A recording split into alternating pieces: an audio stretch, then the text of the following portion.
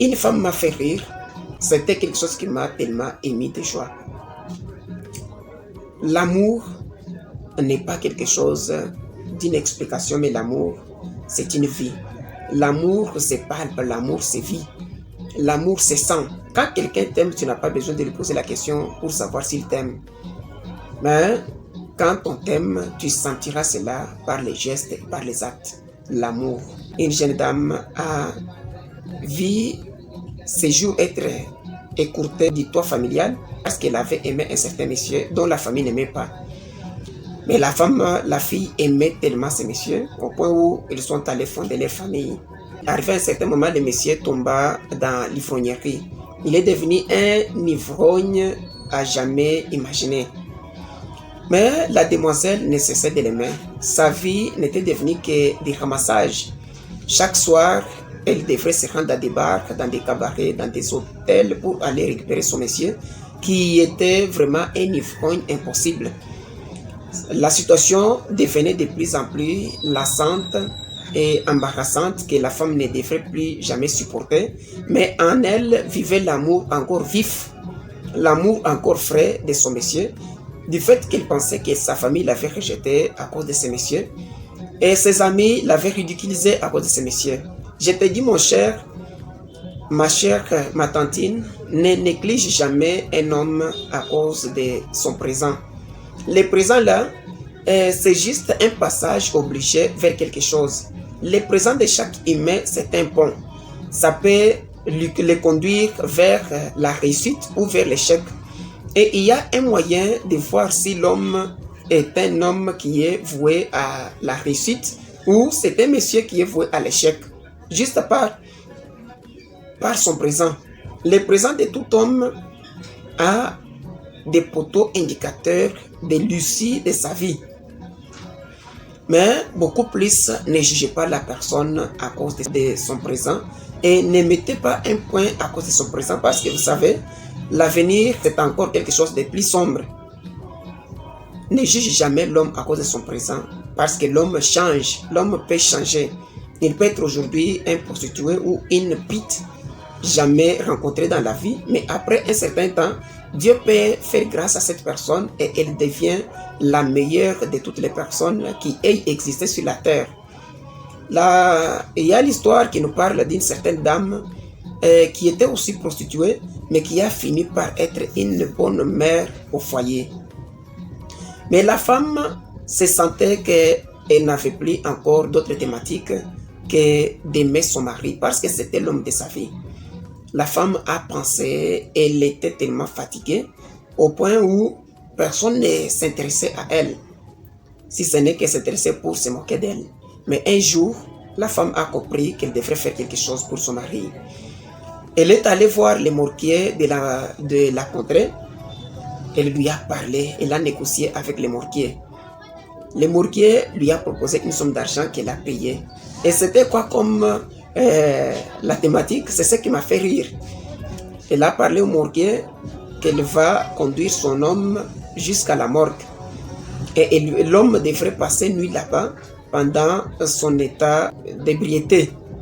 Alors, le lendemain, l'homme s'est retrouvé encore dans sa salle de besogne et sa femme qu'il a ramassée a encore ajouté une autre dose d'alcool. Le monsieur était devenu tellement ivre qu'il ne pouvait se retrouver. Elle l'a conduit jusqu'à la morgue et on l'a fait entrer dans la morgue. On l'a couché parmi les cadavres. De 15h jusqu'au petit matin, vers 5h, 6h, il a senti que la fraîcheur dépassait les limites. Le monsieur s'est retrouvé dans un état normal et regardant à gauche, à droite, autour de lui, il n'y avait que des corps inertes, des corps sans vie. Le monsieur s'est posé la question, où est-ce que je suis? Et il s'est retrouvé que c'était à la morgue. Il a commencé à crier fortement, lamentablement, mais désespérément. Au point où le mortier a intervenu avec un gros fouet. Il a ouvert la porte, il est entré, il a commencé à flageller le monsieur. Il criait, vous les cadavres, vous m'embêtez tellement, vous m'embêtez. Tu dois te coucher parmi les autres cadavres. Pourquoi tu cries? Allez, dors là-bas. Dors. en train de fouetter le monsieur. Il a flagellé le monsieur au point où il a senti que c'était terrible. Mais le mortier a fini par ouvrir la porte et le monsieur est sorti de la morgue jusqu'à la maison. Comme il connaissait l'adresse, il connaissait l'endroit, il a compris que c'était le morgue de tel endroit. Le monsieur a pris fuite de la morgue jusqu'à la maison. Arrivé à la maison, c'est qu'il avait, on avait déjà embaumé sur lui, parfumé sur lui des parfums de la morgue, les parfums qu'on utilise à la morgue. Le monsieur s'est retrouvé à la maison avec l'odeur de la morgue et quiconque le voyait n'avait qu'à se retirer d'abord pour savoir qu'est-ce qui s'est passé. Vous savez, quand quelqu'un sent les parfums de la morgue, même celui qui ne les connaît pas peut aussi se retirer. Comme tout le monde a peur de la mort, on pouvait se retirer de lui. Il est arrivé là, il a expliqué la situation à sa femme qui était toute étonnée. La femme a commencé par lui dire, mais tu étais mort, on est allé te laisser à la mort. Tu as bu, tu as vomi, et tu étais tellement faible au point où le médecin nous a dit, tu es mort. Comment tu as fait pour arriver ici? Depuis ce jour-là jusqu'à aujourd'hui, la dame a dit, le monsieur ne prend plus l'alcool. L'amour guérit, l'amour corrige, l'amour reprend, l'amour redresse, l'amour soigne. L'amour n'est pas quelque chose comme on peut le penser. L'amour, ma soeur, n'est pas cette romance-là que tu vois. Cette romance n'est que l'aspect extérieur seulement de ce que pensent les hommes de l'amour, mais l'amour en soi, c'est le cœur. J'ai vu beaucoup de ceux qui ont montré cette romance, cette cette tendresse et gentillesse farfelue, finir par se faire 3-4 mariages, alors que ceux qui ne présentent pas assez de romances finissent leur vie dans un premier couple. Donc, je voulais dire que par là que tu as en toi les atouts. Il y a quelque chose qui peut te conduire à réussir. Tu dois te poser une question à chaque pas que tu fais dans la vie. Tu dois te poser la question, pourquoi seulement moi? Pourquoi seulement moi? C'est une question qui peut t'aider à dénicher le vrai toi qui est en toi. Pourquoi seulement moi?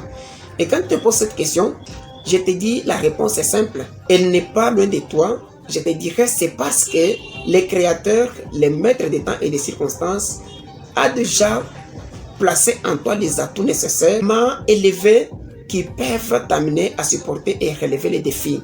En toi, le Créateur a placé les atouts et qui sont à la hauteur du défi que tu as. Alors, dès que tu comprends que tu as les atouts, tu n'as qu'à te tenir debout, hocher ta tête, relever, redresser ton front et avancer. Alors là, tu auras la réussite. Il y a une chose que tu dois apprendre dans ta vie. Tu dois témoigner ta réussite et non l'échec. Tu dois témoigner. Ta réussite commence dès les jours où tu témoignes la réussite. Je te dis en passant, la foi, c'est ramener le futur au présent. Ramener le futur au présent, c'est-à-dire accepter que tu as déjà réussi alors que tu n'as même pas encore commencé. Si tu crois que tu as réussi, tu vas réussir. Fixe-toi des objectifs, des ambitions tellement grandes que quelqu'un ne croira alors que toi-même tu crois en toi que tu vas y arriver. Fixe-toi des objectifs que même ta femme ne peut pas croire, que même ton mari ne peut pas croire. Si tu te fixes des objectifs, tu vas réussir. Mais si tu as un petit objectif comme ceci, une petite ambition comme celle-ci, tu n'iras nulle part. Parce que si tu as une petite ambition, tu arriveras à te fatiguer plus rapidement. Parce que ce que tu désires, c'est une petite chose. Imagine-toi quelqu'un qui est affamé, mais qui dit, si je trouve seulement la bouillie, je vais me rassasier. Mais la bouillie ne va pas tarder. Avant qu'on arrive à quelque chose, on aura la bouillie. Une fois la bouillie, tu es éliminé de la compétition. Mais tu dois comprendre que la bouillie, ce n'est pas cela l'aliment de base pour toi. La bouillie ne va te faire rien. Donne-toi des ambitions tellement grandes, tellement fortes, tellement puissantes, tellement énormes.